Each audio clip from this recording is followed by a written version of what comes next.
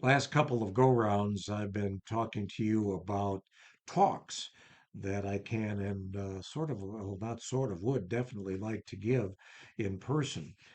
Still quite able to do that as my health has stabilized under treatment. I'll get into that a little bit more as we progress here. But teachable moments are areas that I can help with specifically and even technically in some cases because of my background. Speech tips, how to give speeches effectively if you're struggling with public speaking. We've touched on that. We've touched on risk communication, specifically as it applies to public health, but also acknowledging that these same concepts are broadly applicable in other disciplines and even in personal life. Uh, Today, and really this is the last in this series, I want to touch on stigmatized issues, I mean. Stigma is certainly attached to diseases like HIV/AIDS.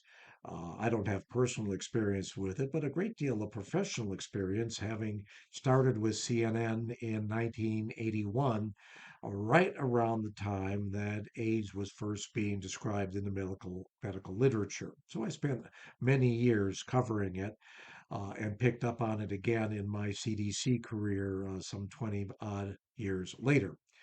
So I can speak to various audiences about that. I want to focus, though, also on cancer, which is also a stigmatized disease, a taboo subject in many cultures, a difficult issue to address personally and sometimes even professionally for folks.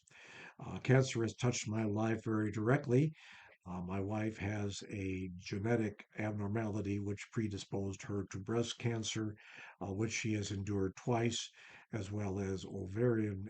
Well, that wasn't cancer, was caught earlier than that, but pancreatic cancer, which has been, fortunately for us, caught early and successfully treated. Nonetheless, there's an awful lot of baggage that goes along with such a diagnosis. I am currently living with a nerve cancer that's along a cranial nerve, apparently started by a skin cancer that went the wrong way. So I also can talk to you about what that's like to live with a life-threatening condition personally. What more is there to be said about it? Well, a couple of things really. How do we relate to our loved ones who are living with something like this? What's the best position for a husband to be when his wife is struggling with a tumor? I can talk to you about that. What is it like to be on the receiving end of support? Extremely important, I might add, in not only our psychological, but probably our clinical well beings as well. It really does help to have a team behind you. How do you talk to your physicians? How do you make decisions? These are, of course, things I can't do for you, that is, make decisions, but I can give you some things to think about once you weigh pros and cons or options that are offered to you. How do we talk to a physician with respect, but also understanding that you are a critical partner on the care team? After all, it is either a loved one or yourself whose life is on the line here. So there's a lot to talk about there on how to do that successfully and how to do it with confidence. Cancer is definitely a game changer in our way of thinking. It is so demonized by us in social, in cultural, in so many different settings that it's hard for us to get past that. There is a tomorrow as we live with this, and very possibly a very long number of tomorrows that whether we have them or not, after all, we can't predict our lifespans. None of us can do that.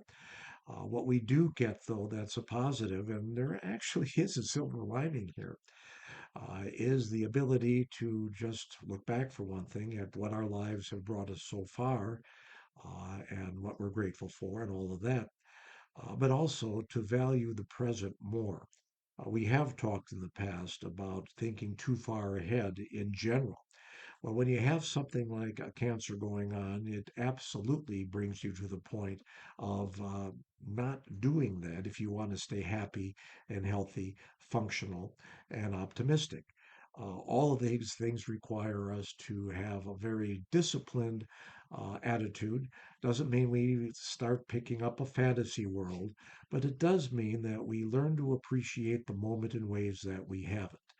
That helps us to clear our heads too in making those critical decisions as they come along, and really in appreciating all that's going on around us that is positive. We live in a world, after all, where there's a great deal of negativity, and it's very easy to get caught up in that. Having a diagnosis like cancer can even make that more possible because we can feel sorry for ourselves if we decide to take that route.